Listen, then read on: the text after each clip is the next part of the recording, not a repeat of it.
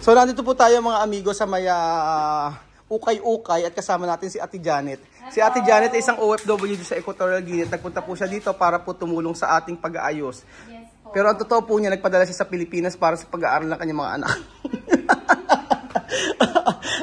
Eh nagkataon, sabi niya, ano ang sabi mo? Gusto mo sumama sa vlog? O ayan. Taga ano siya, taga Isabela po mga amigo. Siya isang Ilocano. Ilocano ka, no? Ilocano. Ano nga yung Ilocano, yung narinig ako sa Ilocano, yung Okininam, ano nagsabi nun? Ay, Diyos ko! Di ba nagsabi nun? Ay, naku, bawal. Narinig ko lang kasi hindi ko alam ang ibig sabihin. Very bad pala yun. Very bad. Ako, ayan po mga amigo, ito na po yung last ng pagbabalot namin at kami ay uuwi na talaga. So, tinutulungan ako ni Jose at saka si Belgium nandoon po mga amigo. So, sige po, ayan po, pamain na lang po, Chanel Chanel. Tapos pamain na lang po, ayan pa, Versace. kay Lenlin to mga ano niya. O, Carolina Herrera. Mga pabili. Tinanggal ko sa mga box para hindi itatapon. Pero yung iba hindi ko na natanggal sa box. Sulad niyan, ayan. Shout out sa iyo, attorney, kay attorney to. Mga pasalubong yan galing sa Pilipinas. Oo. Sige, tanggal natin. Mga pasalubong to. Pabili to ni attorney. Ayan, sa kanya to eh. O, ito. Ay, akin. Ayan. O, diba? So, yung mga damit, tsaka yung mga damit Belgium, ako na. Ayan. Salamat at tutulungan nila ako. Oh. Tagalin ko na lahat ng mga damit ko Belgium. Para kasi wala din naman eh. Nako! Shoutout sa'yo Belgium na may mag-uuwi ng Marlboro. Grabe. Yung uwi Marlboro, talaga si Kuya Belgium. So that, lahat po ng gamit ko, kukunin ko na at iuwi ko na yan. Wala na akong dadalhin. Wala na akong yung iba, hindi pa nagagamit. Belgium yung iba, kailangan natin sa makikisuyo ako. Ito, sa Pilipinas ko na lang gagamitin siguro yan. Pero parang gusto ko itong pang-uwi eh. No? Parang maganda itong pang-uwi. Ikaw, pwede naman. Pwede naman, no? Palit ka lang sa Ethiopia. Ay, pag ito... Palit ka naman kasi... Saan? Sa Pawis, sa Ethiopia. Kailang t-shirt lang, no? T-shirt lang siguro talaga ako, no? T-shirt talaga kasi mainit. Sige, t-shirt lang siguro talaga. T-shirt ay gamitin pag-uwi. Yun na nga, t-shirt na nga lang pag-uwi. So, tatanggalin na natin to. Yung iba na ibigay ko na roon. Yung mga hindi ko na kailangan. Ito. Gamit ko ba to? Hindi na siguro. Anong jacket na gamit pag-uwi? Gagamitin yung pang-uwi jacket. Ito na lang. Ito siguro. Sige, iwan mo na yan. Iwanan ko na yung mga gagamit ko pag-uwi. Pero yung mga pang-Afrikanong damit, iuwi ko na rin yan. Iuwi ko na rin. Kasi papaprame ko to eh. Ayan pa. Tapos, pati ito. Iuwi ko na rin to, no? Wala na, iayos ko na lahat para wala na akong dala-dala, di ba? Okay na to. Ito pati iuwi ba to? Pamimigay ko na lang siguro to. Pamimigay ko na. Sure ka lahat ito iuwi? Hindi ko alam, pero pamimigay ko na siguro yung mga polo shirt ko na to, no? Bigay ko kay Elvis, no? Oo. Gaya. Huwag na to. Pakis ka ba dyan? Bigay ko na lang yan kay Elvis yung mga luma ko. Yung mga luma, bigay mo na. Oo. Ano? Makakabili ko naman sa Pilipinas. Oo nga yung mga luma ito. Elvis. Hindi, iuwi ko na lang kasi ito regalo sa ito. Ito regalo sa akin eh. Ito regalo sa iyo. Oo. Yan, iuwi ko yan. Sige. Yung mga hindi ko na gagamitin, iuwi ko na. Ito, yung mga bago na lang iuwi ko. Pero may mga bago akong pamimigay na hindi ko naman kailangan. Ayan. Tapos ito, pang-uwi ko to. Hindi pala, hindi ko to pang-uwi pala Belgium. Gagamitin ko lang. Sali ko na to doon para para matanggal din natin sa hanger. Ayan. So, busy kami rito. Ay, ang galing natin Janet. Ate Janet, ang galing mo mag-ayos. Ganyan Belgium, ikaw isinalpak mo lang na isinalpak eh. O ganyan, talagang... Paano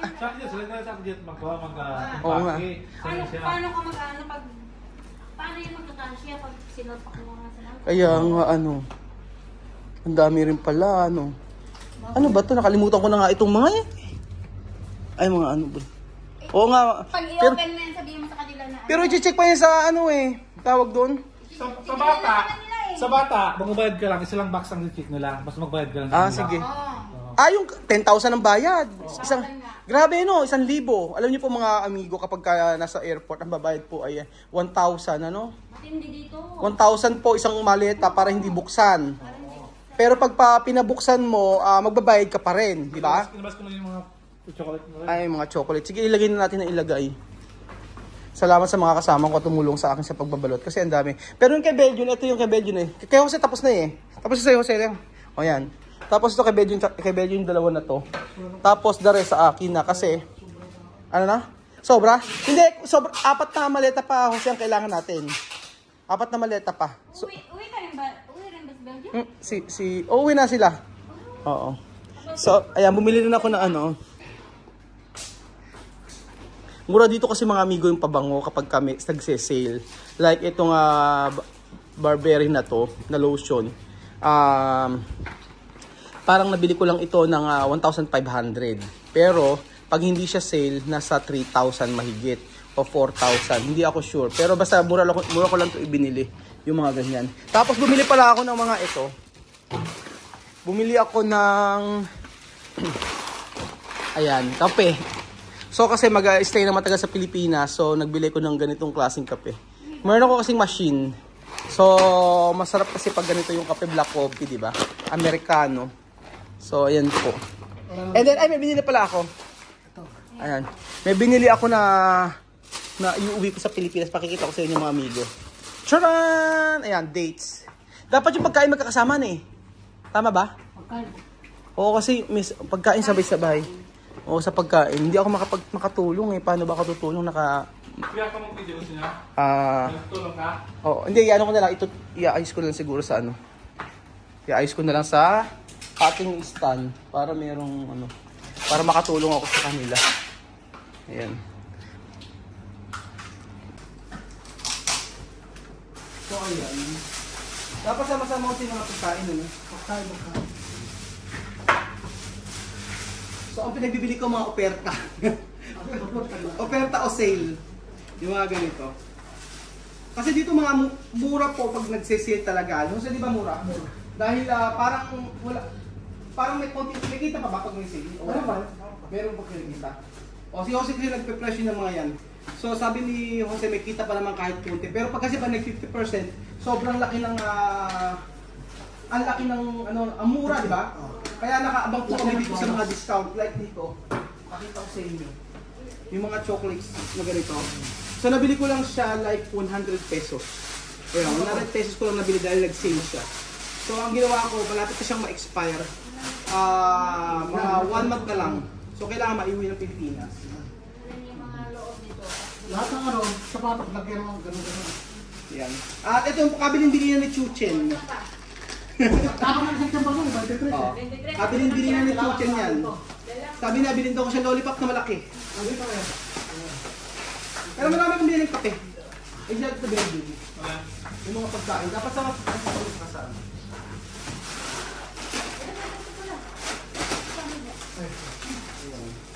Yung pagkain yung pagkasama. Pero ito hindi po pwede. Yung mga sitsirya, huwag na. Pero ito na, bumili ko ng marami, pakikita ko sa inyo. Marami kong binili.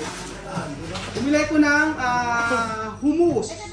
Hummus. Ano to? Ano ito yung tawag ito? Hummus? Hummus, diba? Arabi. Ayan, hummus. Ito, kasama to. Kasi pagka bumili ka ng hummus, dapat may tahini. Alam mo ba ang gawin ito? Ha? Anong gawin? Hindi ako. Hindi mo siya marunong. Kasi pag bumili ka ng ganito, ng hummus, lalagyan mo siya ng tahini, tsaka Paghaluin mo lang yata yan. paghaluin, tsaka olive oil. Olive oil. Ang dami kong binili. Kasi napakahilig namin sa hummus, lalo-lalo na kapag nagpa-fried kami ng chicken, tsaka yung grill. Siyempre dates. Ang sapatos ko parang gusto ko ng Pinas. Hoy, nahangon yung ano natin, Janet, yung Wala, sinay. tingnan mo. Tingnan na. Oh, buhatin mo. Tingnan mo daw. 20 kilos na. Parang hindi. Buhatin mo. Tapos surprise ko kay Chuchen. Pasalubong para kay Chuchen. At ang laruan ni Chuchen ngayon, iba. Binila ko si Chuchen ng Bakit kailangan na eksakto? drone. Bawasan mo na isa. Ayan. Ganon, sa liit na yun, no? 24 na eh. Eh, pag halimbawa nagsobra ka ng isang bag, magkano ba yun, no? Pabawasan talaga. Kailangan 23 kilos lang. Pag hindi 23, ganito ka, mga amigo, kapag hindi siya 23 kilos, ang gagawin nila, kahit na nasa effort ka, tatanggalin mo yun. Kailangan sakto-sakto lang. Tapos, ito ang ano. Ano yung pula? Gamit mo ng bag pa? Dapat Hindi, tibangan yung bag ko. Isa lang, gagamitin ko yan. Dapat tibangan. Ito, bibigyan ko siguro kay Amir para siya magdala nito. Lakas ko lang dito. Ni Chamame. Ano? Si Chamame, alam nyo, ang dala ng Chamame, dalawang maleta, tao, tatlo. Parang gano'n.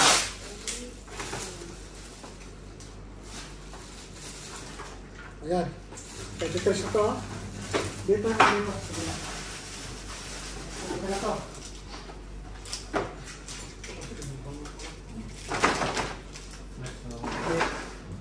Yung relo, Paano matangguin nyo?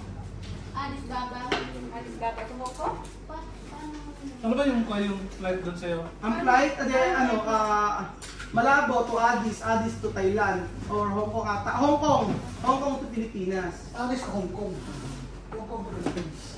Pero okay na yung ibang ano namin, ibang maleta, tulad nito. Ito medyo kailangan natin tanggalin. Yan, mabalong mo ulit. Mabalong mo sa plastic. Oo, kasi hindi okay yung ano natin dito, inilagay na natin.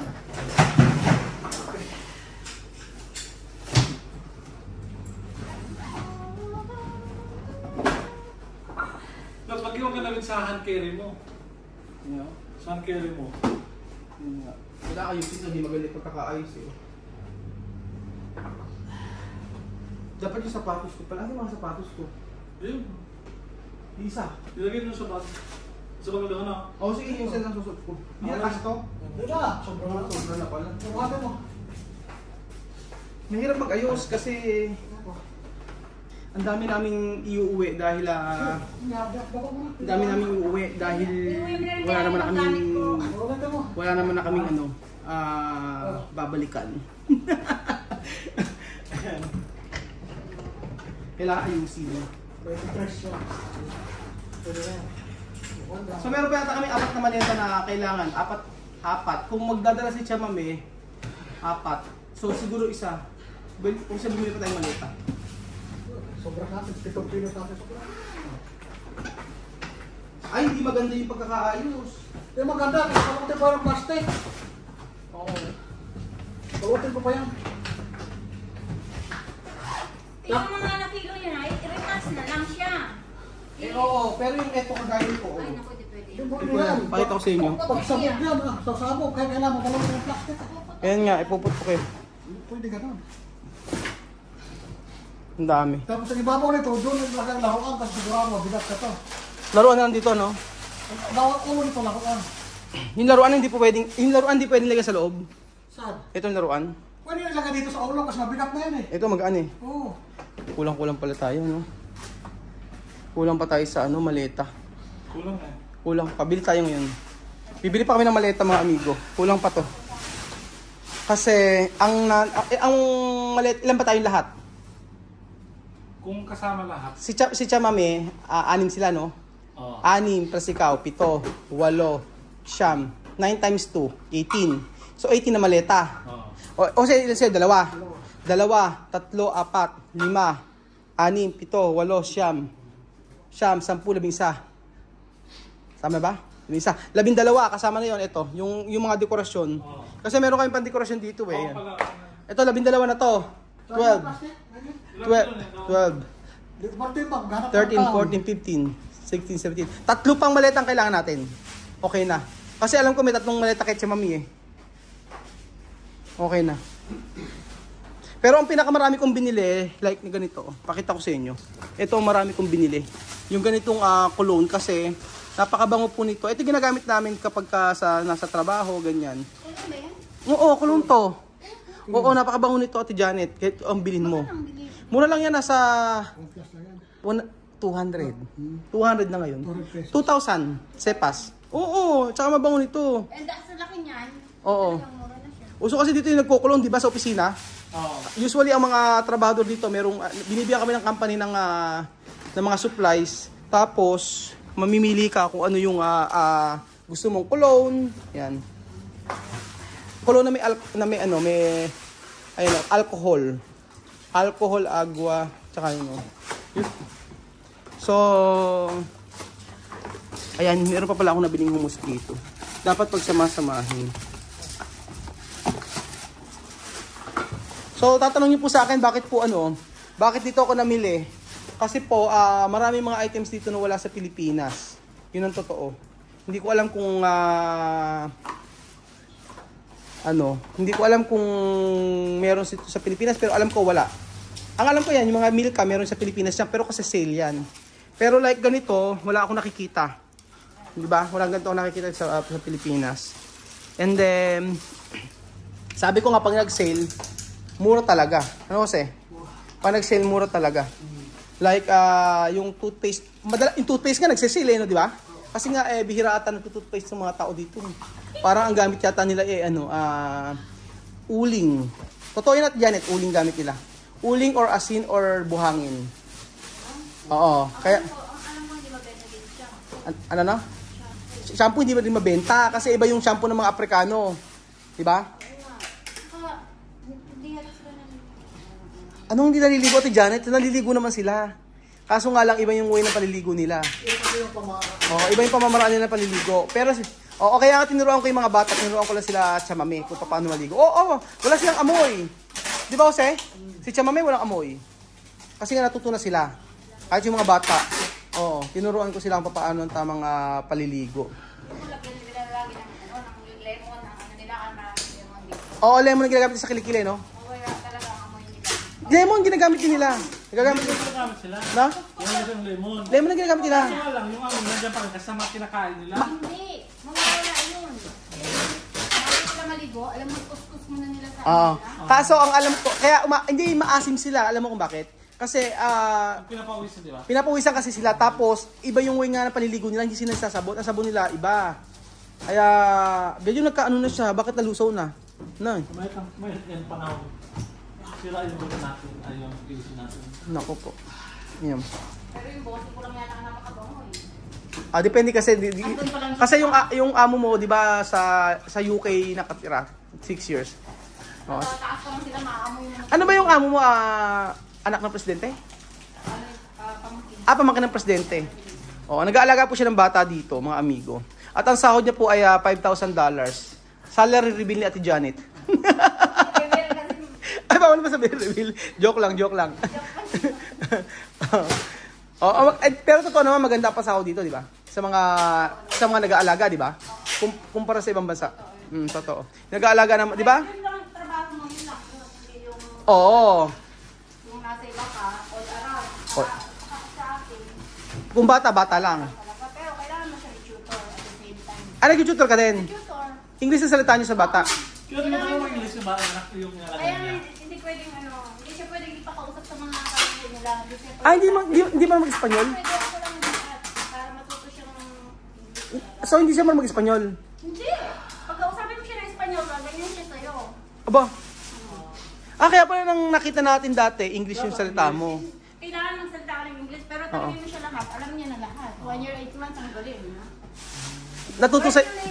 Natuto sa'yo mag-English? Oo, kasi yun lang naman trabaho ko sa kanya eh. Hindi ka nagluluto? Hindi ko lang naman trabaho, may tagaluto ako, may tagalaban ng damit. Paano yung pagkain? Ano kinakain mo? Baka puro pambota? Eh, Ano? natutunan na rin ako tayo. Baka akala ko puro pambota. Hindi na puro pambota kinakain mo? Hindi. Yung lahat ng isda, chicken, lagyan nila ng kamatis, alam mo yun. Masarap yun. Masarap yun! Tawag doon, Jumba. Di ba sarap? Sabi ko sa'yo, parang paksiw nila. Di ba sarap? Na-vlog ko na yon, yung Jumba na yon, yung parang paksiw nila, pero mas masarap pa sa paksiw, di ba? Dito nga lang ako nakakain ng chicken na may kamatis. Ang sarap pala niyan. Chicken na may kamatis? Oo, yung gagay, Masarap yun. Yung chicken. Nagkapakayanan ko lang, dinahin na yan. Oo.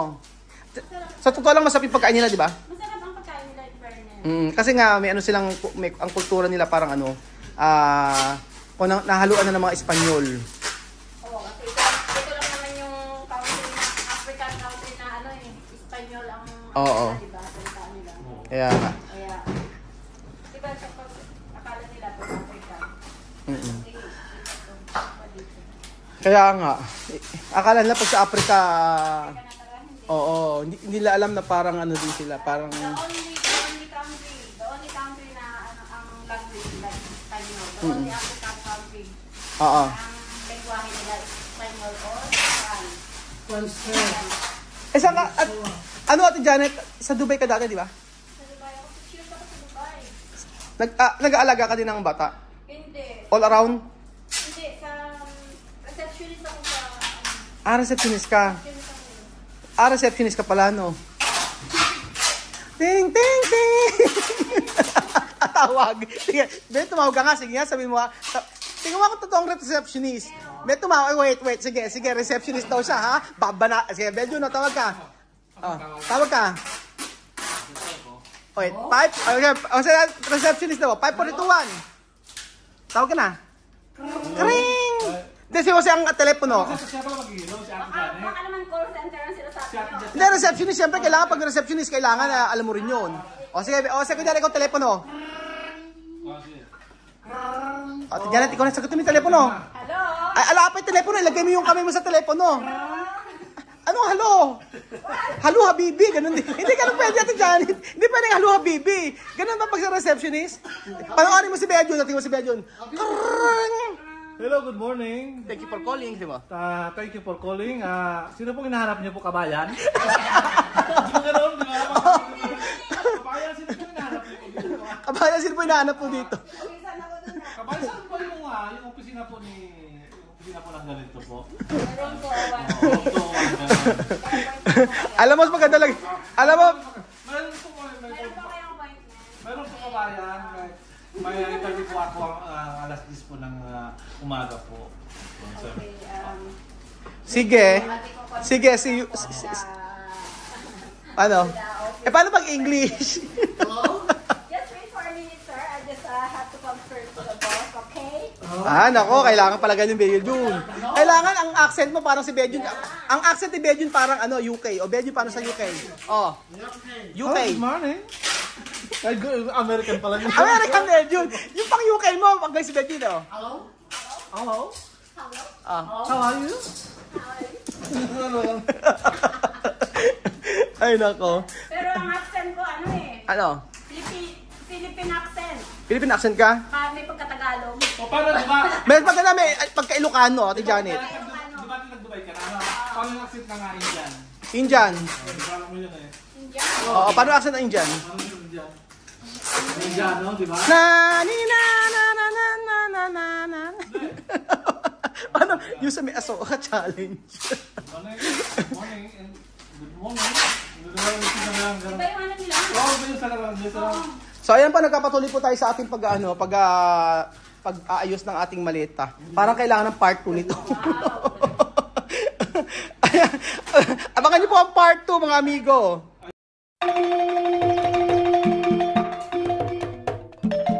Na-appreciate ko yung paano sila nagdadasal.